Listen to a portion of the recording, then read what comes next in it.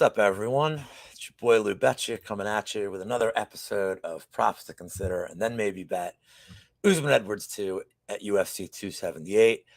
Two things before I get started. As you can see by the screen, I've really upped the level of art and presentation for this episode. You guys deserve more than just the best fight odds screen. And we are coming off the heels of landing 4 out of 8 props last week. Cachoeira KO, Vera round 4, and both props for GM3, the sub and the round 3 sub. So we got a break next week. No UFC Saturday events. We will have Contender Series, but no Saturday events. So let's see if we can go into the bye week on a nice finish. And if you could, like the video, subscribe to the MMA Engine channel. Find me on Twitter at Lou Betya. Let's get right into it, guys. Let's see what props to consider and then maybe bet we have for this card. So first up, Daniel De Silva versus Victor Altamirano. I am considering Altamirano a round 2 submission at plus 950. So De Silva, Lacerda, tomato. I think we know what we're getting with him right now. He's kill or be killed. I don't think he's UFC caliber. He is exciting for as long as he has energy, but he doesn't seem to have any submission defense, especially leg lock defense. And I don't think Altamirano is a world beater by any means, but I think he's pretty tough. And he's going to weather the storm here for the first 3-4 minutes. De Silva will kind of unload the tank. And then he's going to start putting himself in very, very bad spots. So I like Altamirano to weather the storm, get this in the second round, put De Silva away. He has never made it past the second round in his career, I do not believe.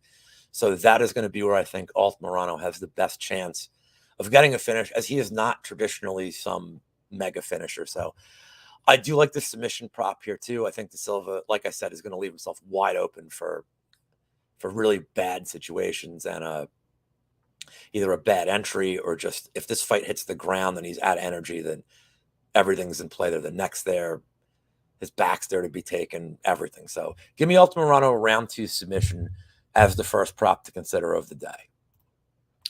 Now let's move on to a women's flyweight bout. Miranda Maverick against Shanna Young, the Shanimal.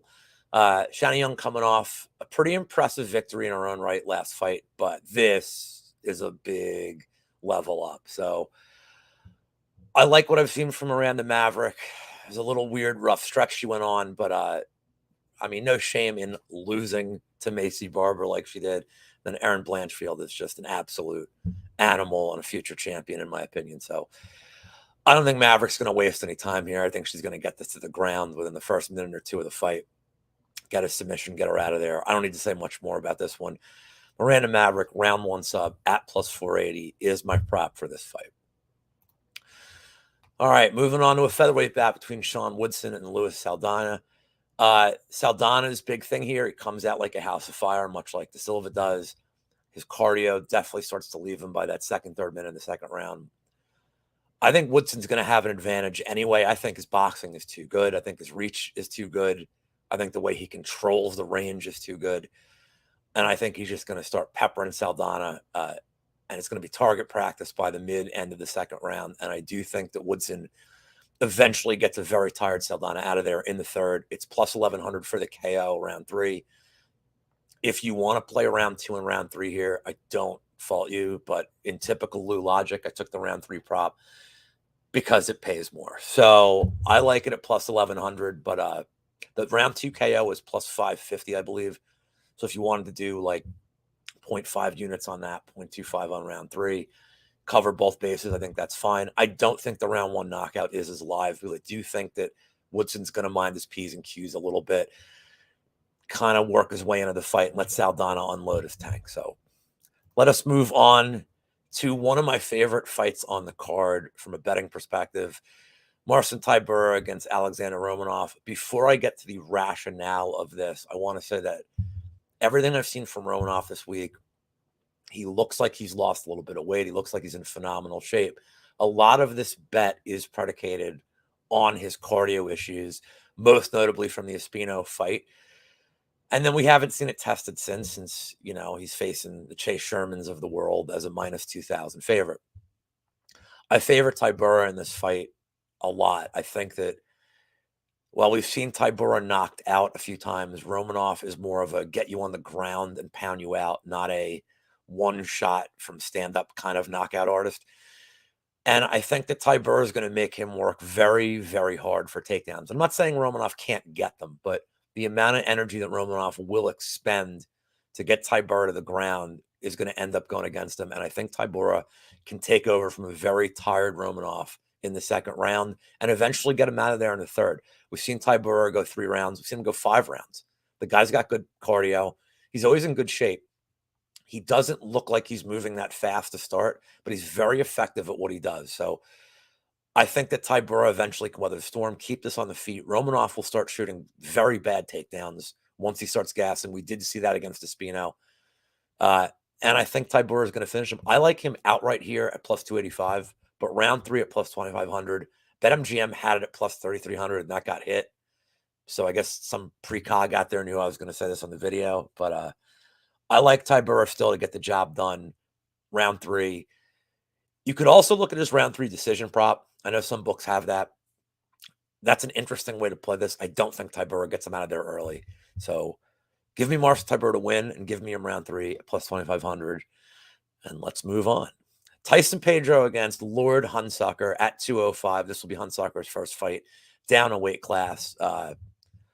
Yeah, if you look at this, I mean, Pedro's minus 750. The under 1.5 is juiced. The finish prop is juiced. Everything on the Pedro side is virtually unbettable. So I had to get a little creative here. I think people are sleeping on the submission prop. It almost reminds me of how last week we had Bo Nickel in his fight where the KO prop was minus 200, but his sub prop was, I think, plus 250. It was really a wide gap in his finish equity, and I didn't understand why, especially with a guy that does have some serious wrestling. Tyson Pedro has some serious wrestling here. You know, the sub's live as long as Hunsucker doesn't get knocked out immediately, but Pedro taking him to the ground is very, very live, and Hunsucker doesn't have any kind of get-up game. He doesn't have any takedown defense, doesn't have any kind of ground game whatsoever. So if he does get up his back, the sub's there. His submission period is very high to begin with. I'm looking that up right now. If you just want to play the sub, it's plus 275. Actually, FanDuel has it at plus 400, which is nice. But for me, I'd be shocked if this fight got out of the first round. These are levels. Yes, it's light heavyweight, and I realize there's some variance, and Pedro does have some injuries in his past, but I got to think this is just smooth sailing for him, gets him down, taps him out. Round 1 sub plus 550 is another one of my favorite plays here. The only way you worry about this not hitting is if he gets a KO, but I think with the price difference in the submission and the KO, this is definitely worth a poke. So let's move on to our last 2 props of the card on the same fight. Jose Aldo against Dvalishvili. This is a super tough fight to call in a lot of ways. I think we know the game plan of both. Dvalishvili going to be spamming takedowns. Aldo, his takedown defense traditionally is incredible.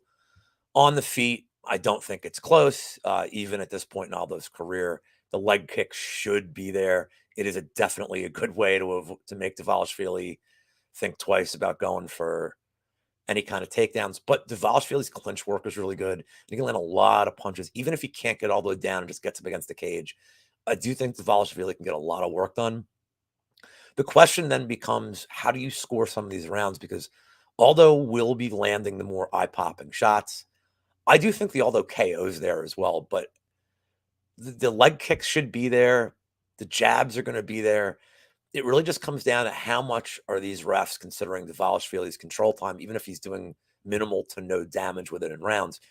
So, and we're seeing this play out a lot lately where a guy who's a takedown artist or a control guy maybe controls a round for 3.5, 4 minutes, but doesn't really do much with it. And the striker maybe lands a couple of eye-popping shots, maybe does a little bit of damage, and these rounds become hard to score for some of the judges. So for me, I think this fight goes the distance more often than not.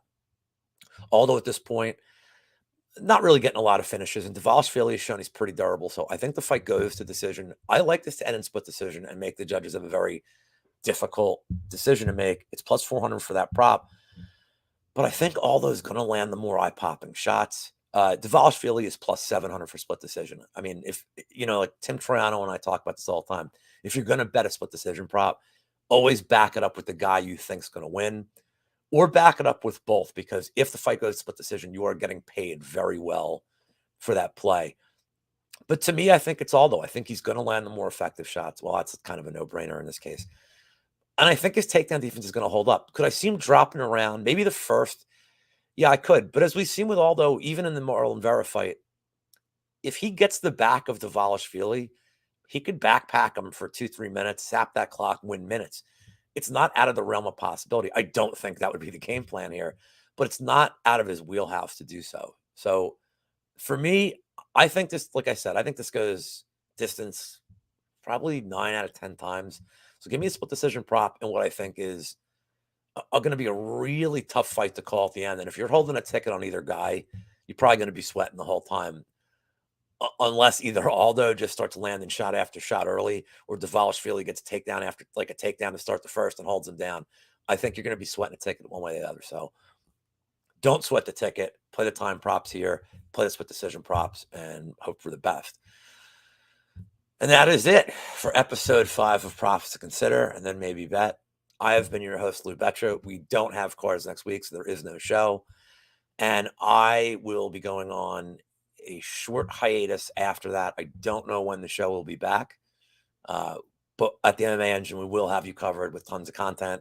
So don't worry. And I will be back at some point soon to continue this absurdly ridiculous and fun show. So thanks for watching. Have a great day, guys.